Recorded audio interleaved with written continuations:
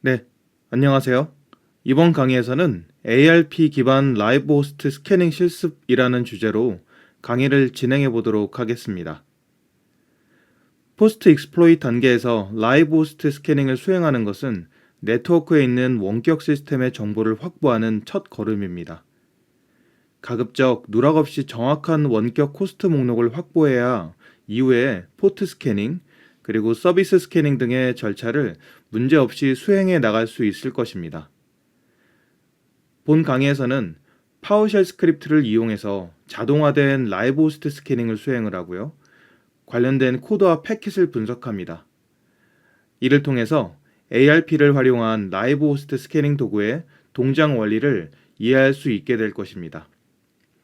자, 그럼 강의를 시작해 보도록 하겠습니다. 먼저 본 강의의 실습 내용을 요약해 드려 보도록 하겠습니다. 순서를 세부적으로 쪼개면 훨씬 더 복잡해지겠지만 크게 4가지로 나눌 수 있겠습니다. 첫 번째로는 공격 대상 사용자 단말 시스템을 대상으로 스캐닝 기능을 가진 파워쉘 스크립트를 업로드를 합니다. 현재 파워쉘 스크립트 파일은 공격자 시스템에 존재하고요. 표적 시스템, 희생자 시스템에는 기본적으로 존재하지 않기 때문에 업로드 단계를 거칩니다. 그리고 두 번째, 사용자 단말에서 원격 쉘을 이용해서 파워쉘 스크립트를 실행합니다.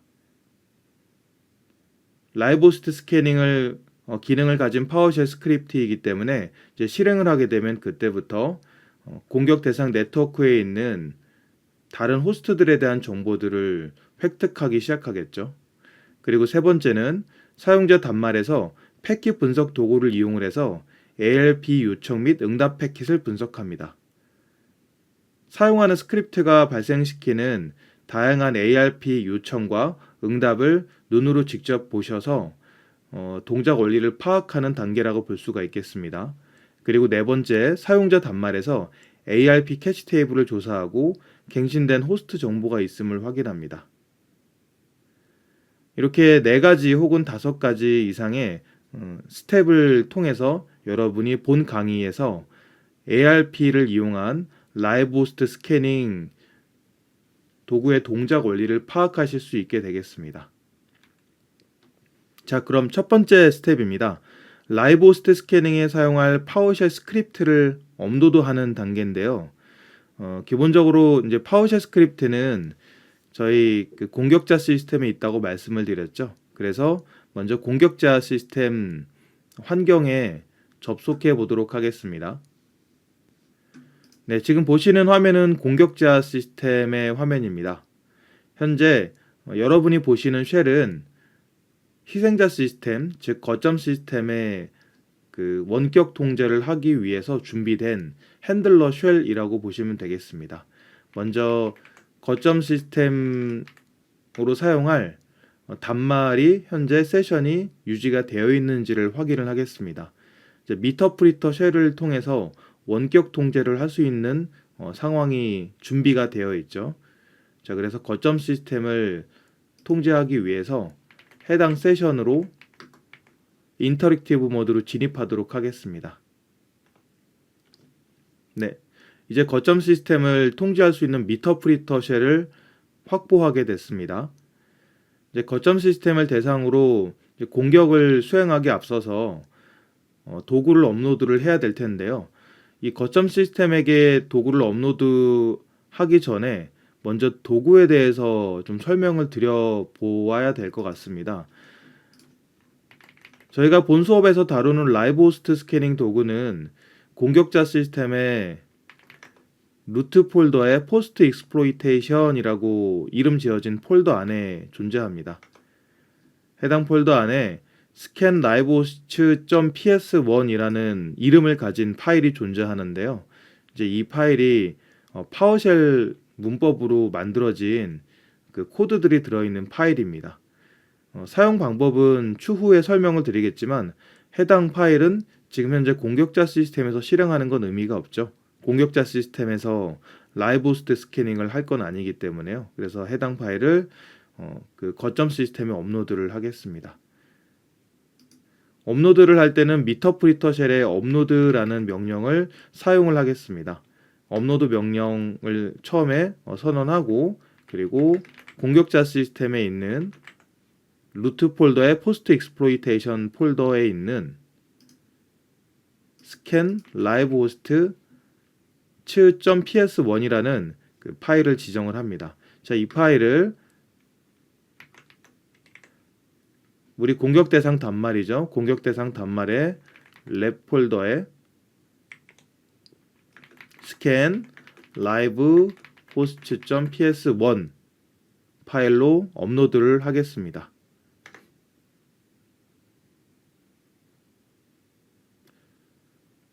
네, 업로드를 성공한 것으로 보이죠. 업로드가 제대로 되었는지 반드시 확인해 보아야 되겠습니다.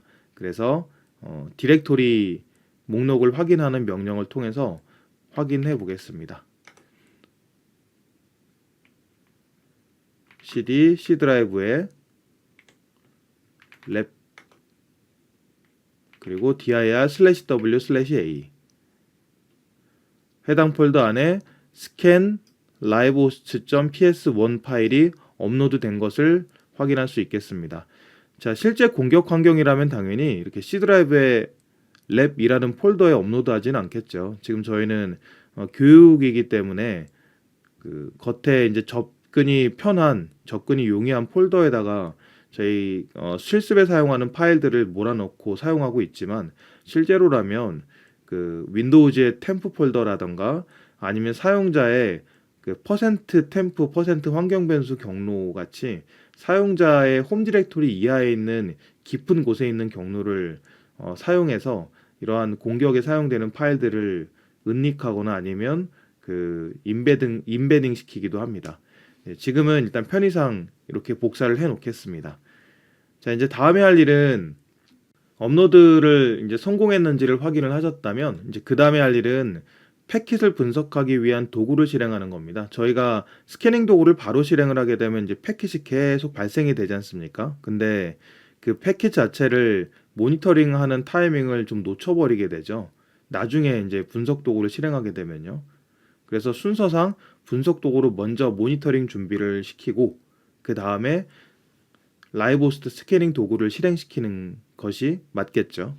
네, 그래서 다음 순서로는 와이어샤크라는 패킷 분석 도구를 표적 시스템 내에서 실행시키는 겁니다.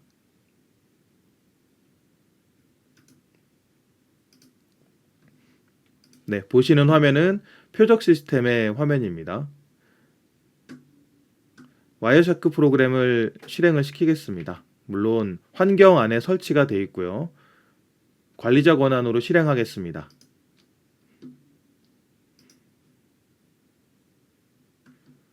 네, 와이어샤크 프로그램이 실행이 됐습니다.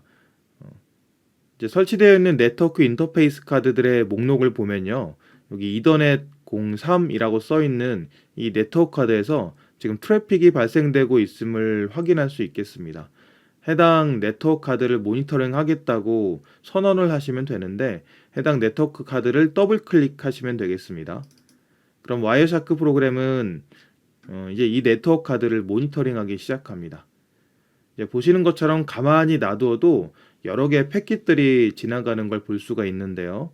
ARP 패킷은 지금 이 시스템 아니어도 다른 시스템에 의해서 발생될 수도 있습니다. 해당 패킷은 ARP 리퀘스트 패킷은 브로드캐스트이기 때문에 다른 시스템이 브로드캐스트 하는 걸 지금 해당 윈도우 시스템이 받아서 이제 볼 수도 있습니다.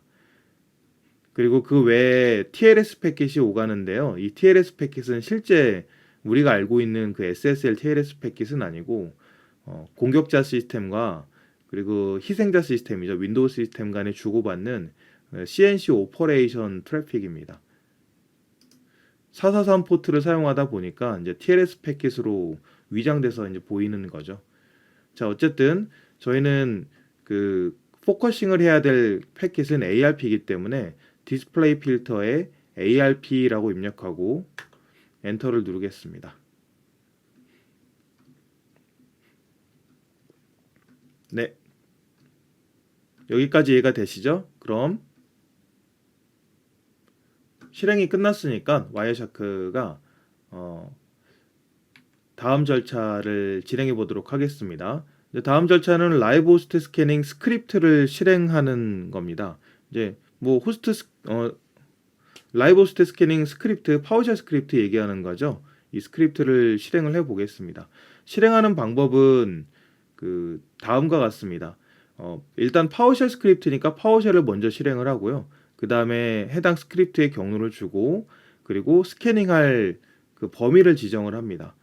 1번부터 253번, 뭐 254번까지 지정을 해서 스캔을 하면 되는데, 그렇게 하면 시간이 너무 오래 걸리죠.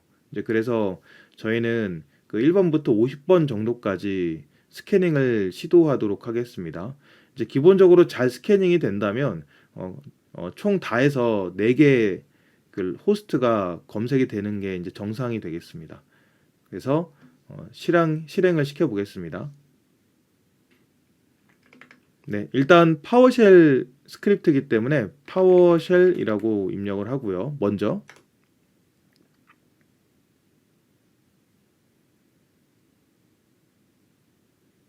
그리고 스크립트의 경로를 입력합니다. C 드라이브의 랩에 scan live host.ps1 이러고 끝나는 게 아니라 얘한테 파라미터를 전달을 해줘야 됩니다. 이제 네트워크 레인지 라고 지정을 해줘야 됩니다. 그 네트워크 레인지라고 지정을 옵션으로 준 다음에 그 다음에 이제 그 스캐닝을 할 IP 범위를 지정하는 겁니다. 사용 방법은 여러분이 이 소스 코드를 보시면 맨 마지막 부분에 이제 나옵니다. 주석으로 달려 있으니까 참조하시기 바라겠습니다. 네트워크 레인지라고 입력하시면 되죠. 네, 그리고 조사 대상 네트워크의 그러니까 IP의 범위를 지정합니다. 192.168. 저희 조사 대상 네트워크의 경우에는 뭐 사전에 이미 우리가 거점 시스템을 확보하면서 IP를 확인했을 테니까요. 이제 19168 10점 대역이 되겠습니다. 19168 10.1번부터 50번까지 스캐닝을 해주세요 라고 입력을 했습니다. 네, 이렇게만 입력하면 됩니다. 굉장히 간단하죠. 자, 그리고 엔터키를 눌러 보겠습니다.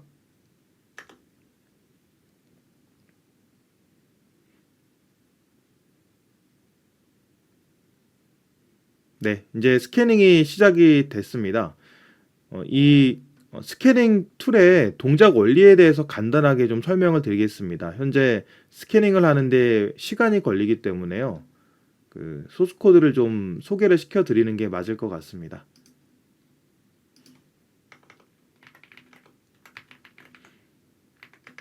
공격자 시스템에 있는 뭐 리프 패드나 마우스 패드 같은 프로그램을 써서 보여드리도록 하겠습니다. 소스 코드는 VRM으로 그냥 보겠습니다.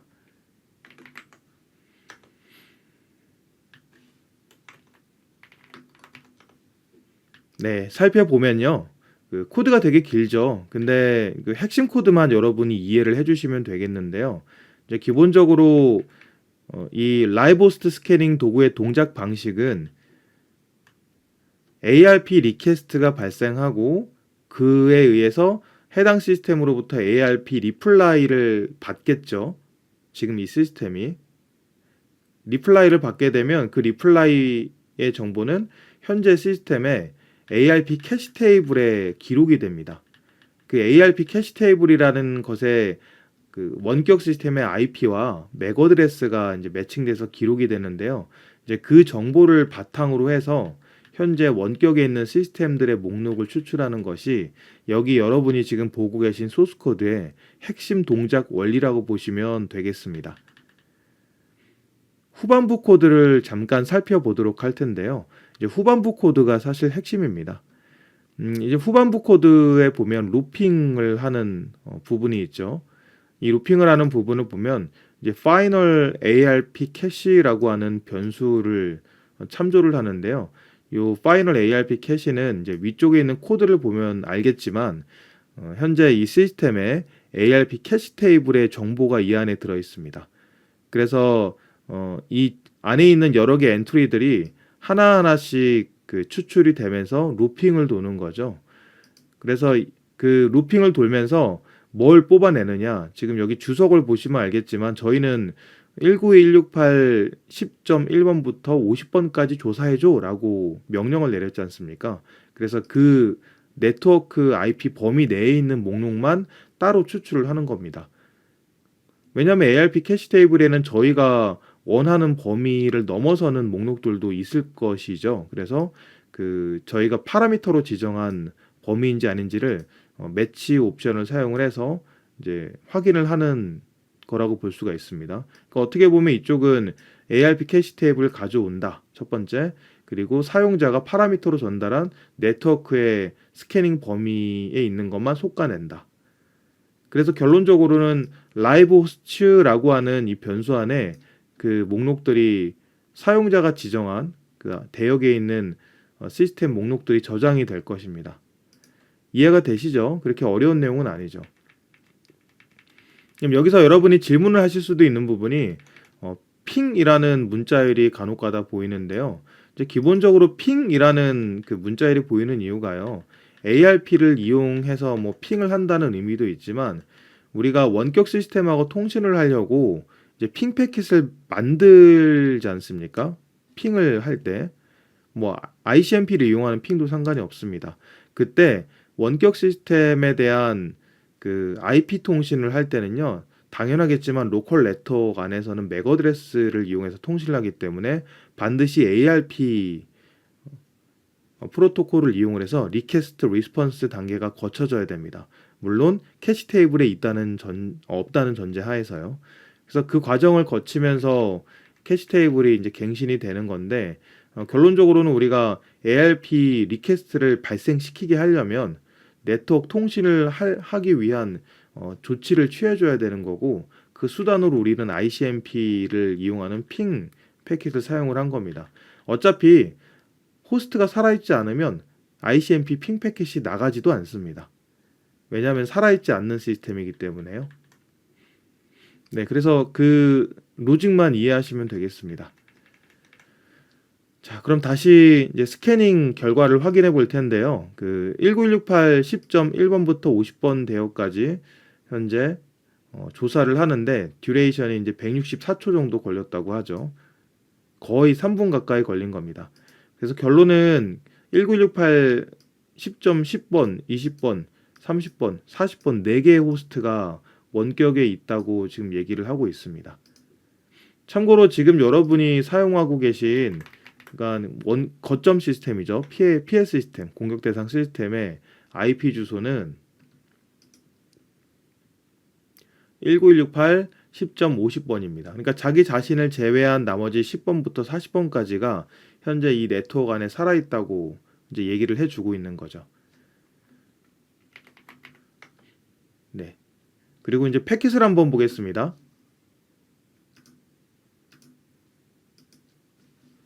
패킷이 충분히 잡혔을 것으로 보이는데요. 이제 멈추겠습니다.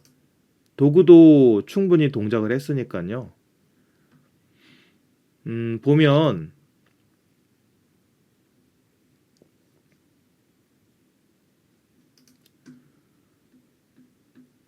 자, 쭉 지켜보면요. ARP 패킷만 당연히 필터링을 했기 때문에 ARP 패킷이 보일 텐데 여기 지금 1번부터 50번 안쪽에 있는 IP들이 다 그 질문으로 리퀘스트 패킷이 발생된 거 보이십니까?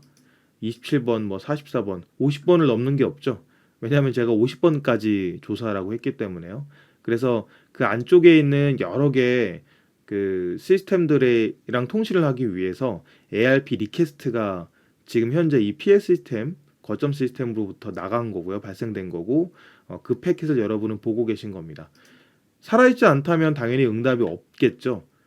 이제 ARP 리퀘스트 패킷을 우리가 who has 패킷이라고 부르기도 합니다. 그리고 응답이 살아있다면 응답이 오겠죠. 리플라이 패킷이 올 텐데 그 패킷을 is at 패킷이라고 이제 보통 부르는데요.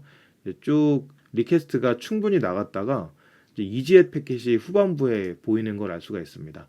자, 19168 10.10번, 19168 10.20, 30, 40 그러니까 살아있는 호스트들만 지금 리플라이 패킷을 보내고 있죠. 그래서 이 패킷을 통해서 거점 시스템은 현재 ARP 캐시 테이블이 갱신이 됐을 겁니다. 그래서 ARP 캐시 테이블을 확인해 보겠습니다. 거점 시스템에서 커맨드 창에서 ARP-A라고 하면 지금 현재 1968, 10.10, 20, 30, 40 목록이 다 확인이 되는 것을 볼 수 있습니다. 이 정보를 우리 그 파워쉘 스크립트가 가져가서 파싱하고 여러분께 보여드리는 거죠. 네, 결론은 공격자 입장에서 이제 보겠습니다. 공격자는 이 거점 시스템인 1968 10.50번 뿐만이 아니라 같은 네트워크에는 10번, 20번, 30번, 40번 시스템이 살아있다라고 이제 생각을 할 수 있겠죠. 이 다음 절차는 이제 포트 스캐닝이나 그 포트에서 서비스 되고 있는 서비스 스캐닝이 되겠습니다. 네, 실습은 다 설명을 드린 것 같습니다. 본 강의를 이제 요약을 한번 해볼 텐데요. 일단 포스트 익스플로이트 단계에서 표적 네트워크에 존재하는 라이브 호스트를 조사를 할 때 가장 많이 사용되는 방법은 ARP 기반으로 한 스캐닝 기법입니다. ICMP를 사용하는 핑보다는 훨씬 더 신뢰성이 높다는 건 여러분이 충분히 이해를 하고 계실 거라고 생각합니다. 그리고 두 번째는 시스템이 라이브 상태라면 자신을 대상으로 한 ARP 요청에 응해야 한다는 건 이 프로토콜의 기본적인 특성입니다. ARP의 요청, 나에 해당하는 ARP 요청에 내가 리플라이를 안 해준다는 건 나는 네트워크에 참석하지 않겠다는 얘기고 해당 네트워크에서 통신하지 않겠다는 말이기 때문에 의무적으로 응답을 해줄 수밖에 없습니다. 그 응답을 의무적으로 해줘야 된다는 특성상 조사를 하고 있는 시스템, 즉 스캐닝하고 있는 시스템은 그 응답의 신뢰성이 높다고 볼 수밖에 없겠죠. 그리고 세 번째로는 능동적으로 스캐닝을 수행한 시스템은 원격 호스트로부터 받은 ARP 응답을 캐시 테이블에 업데이트를 합니다. 아까 보셨죠? 그래서 해당 캐시 테이블의 정보를 분석하면 말씀드린 것처럼 신뢰성 있는 라이브 호스트 목록을 확보할 수가 있겠습니다. 네, 설명은 여기까지 하고요. 오늘 강의 이만 마무리하도록 하겠습니다. 다음에 뵙겠습니다. 수고 많으셨습니다.